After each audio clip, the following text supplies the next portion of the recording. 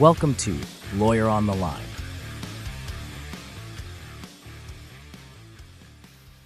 Welcome back to Lawyer on the Line podcast. I'm Roger Riedmiller. Hi, I'm Mark Scott, one of the attorneys here in this office. And we are with Riedmiller, Anderson, and Scott. I've been practicing law in Wichita for 39 years and handling personal injury, workers' comp, automobile, truck collision cases. And today we are here to talk about the black box. The black box. Very, very similar to what you would think of with an airplane having a black box. Data is being retrieved, saved by these black boxes constantly. And it's a really interesting topic. You really need to understand that this is one area that the trucking company has almost complete control over because when they purchase these trucks, they're given options many times on what types of data, how the black boxes should be set up. They call it configuration, what data is going to be saved and for how long and where it's going to be saved. So again, we have a time crunch. When you're in a collision with a truck, you need to understand that there is a clock ticking again on the black box, on the data control, or they call them ECMs, I believe it is. Yes. So let's first off talk about the different things that are on a truck that we can look for information. So the big one, what we're going to call the black box, would be the electronic control module, the ECM. And it is tracking various things for the truck. This can include tracking locations, the speed of the truck, braking behavior, driver behavior. It'll show you the hours of service when this truck is moving, whether there's fault codes being thrown out by a sensor on the vehicle, tire pressure information is caught, temperatures of the tires, and then there can be all kinds of collision avoidance information. So the ECM is one of the really big ones that we look at. When we have a truck crash, it's one of the first things we want our expert to get so we can start figuring out why this crash happened. So the expert looks at the ECM and it's connected literally electronically to the engine. Yes. And the expert then knows how to, with his computer, how to pull the data down from the ECM. But of course, maybe we're jumping ahead of a little bit here. We have to get permission and we have to get permission quickly. Yes. Because how many times have you seen where somebody calls us about a truck accident and we'll say, well, when did the accident occur? And they'll say, well, it's been 4 months. Right. And the first thing comes to your mind is what? We've lost a lot of information. Probably. More likely than not, unless the truck was made inoperable. But even then, these vehicles gets parted out. So this ECM may not be damaged. It may get sold to as a replacement part. So yeah, timing of unfortunately can cause problems on this type of information. These black boxes aren't infinite data dumps. In other words, they don't have a infinite amount of space to control or hold data. So they only record so many events. And then once new events come on the recording, as I understand it, like one of the most common events they record is the fast stop, or what do you call that? It's a hard stop. Hard stop. There we go. And so a hard stop is, and then this is configurable with the ECM often, that is a decrease of mile per hour over a set period of seconds. So if you set that too far out, 10 seconds, well, you're probably not going to catch crashes that you might otherwise. But so the hard stop is a hard braking event. And depending on where the parameters set, that's going to collect data from that time period. Oftentimes we'll go back about 90 seconds. Sometimes it'll then also go forward about 30 seconds. So you might get 2 minutes. Yeah, you might get about 2 minutes of data, which 2 minutes of data can really be helpful. So that's what the hard stop is. And then there's another type of data that's, or an action that happens that can also store data, and that would be a last stop. So when the semi's turned off, it will record a set parameters of information each time the vehicle has a shutoff.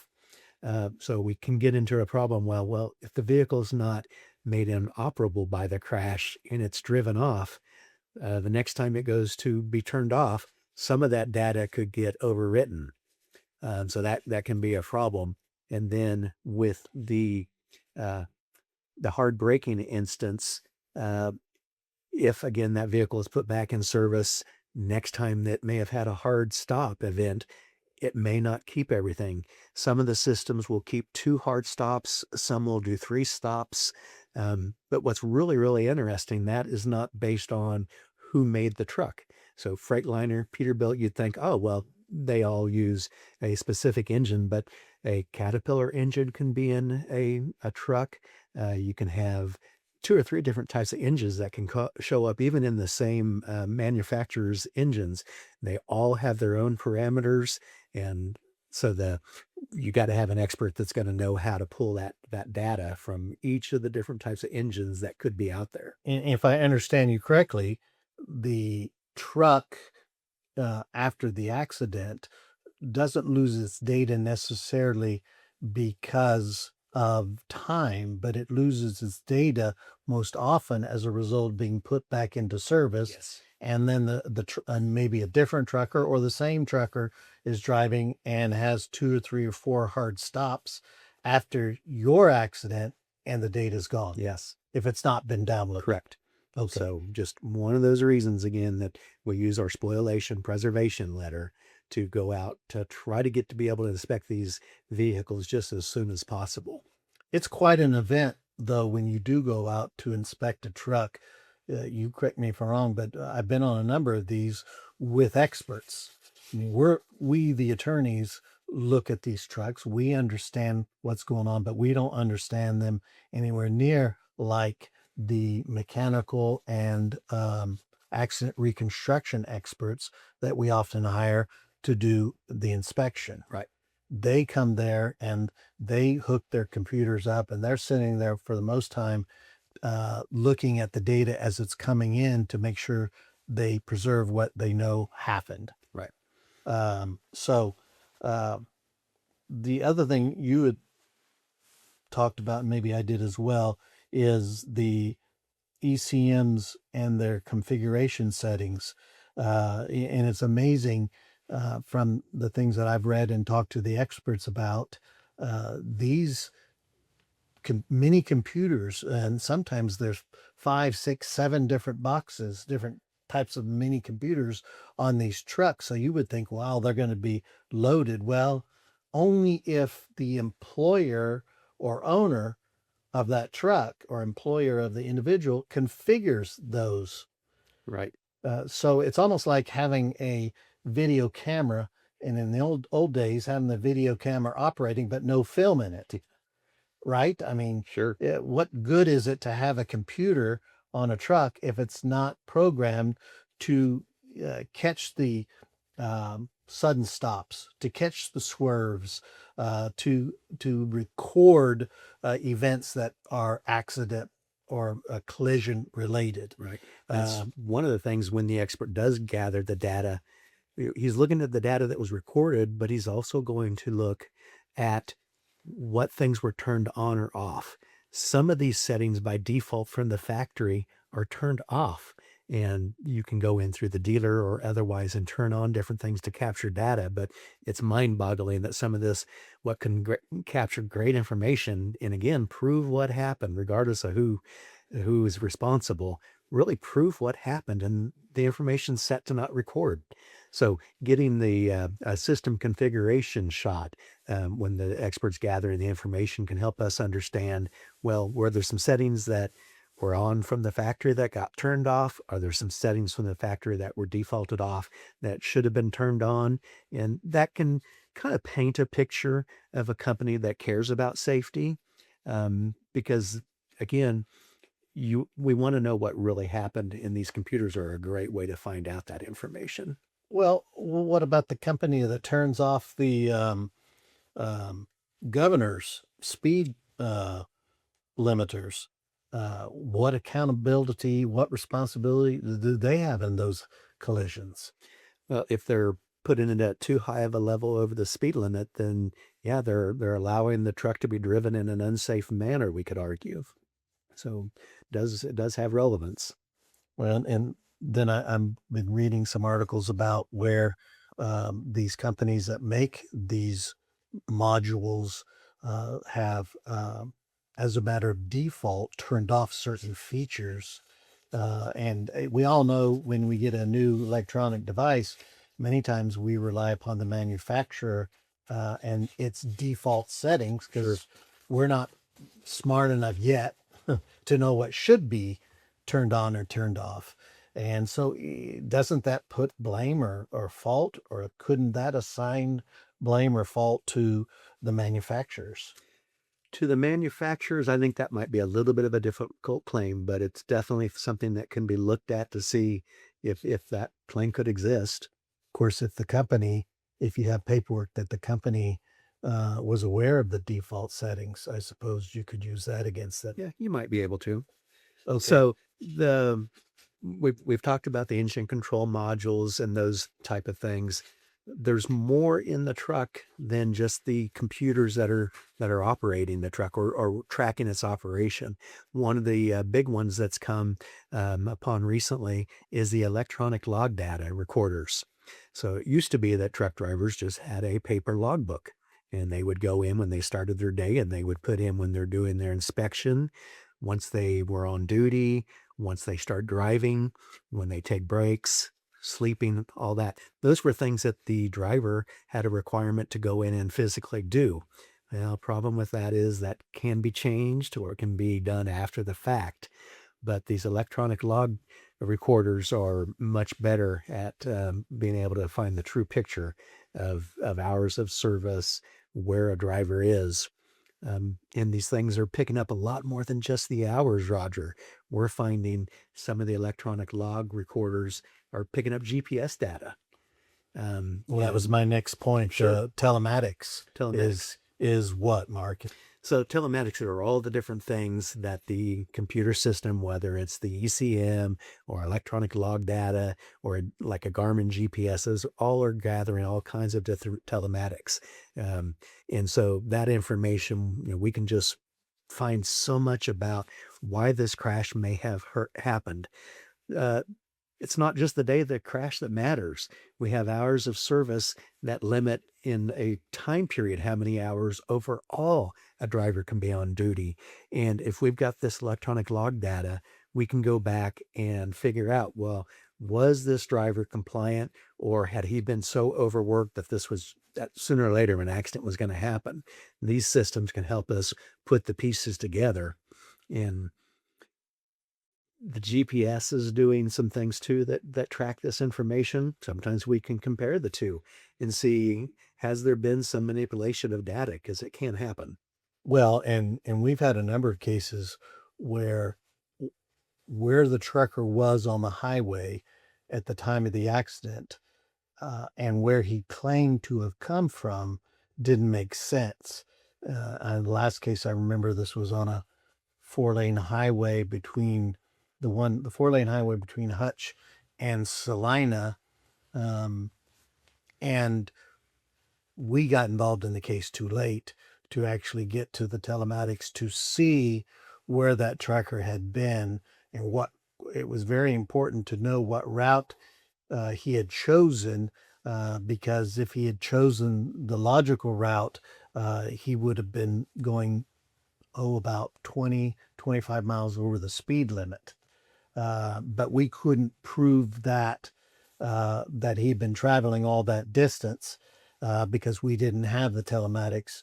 I don't think we got involved in that case for until about 6 months after the accident. Again, it shows the importance that really, more so than an ordinary automobile collision, in today's world, time is of the essence. Most definitely. In a um, accident or collision that involves a semi truck. Yep.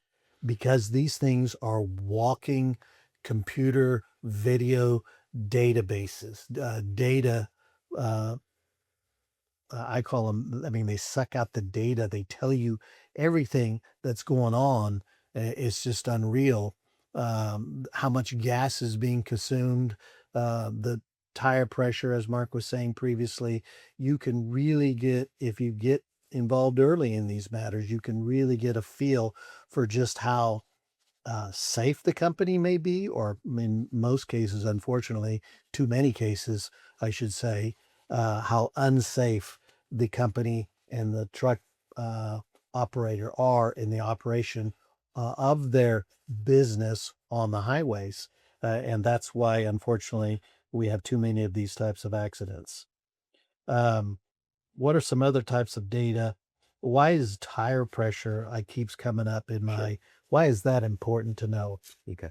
So tire pressure, these are very, very heavy trucks when they're fully loaded, up to 80,000 pounds.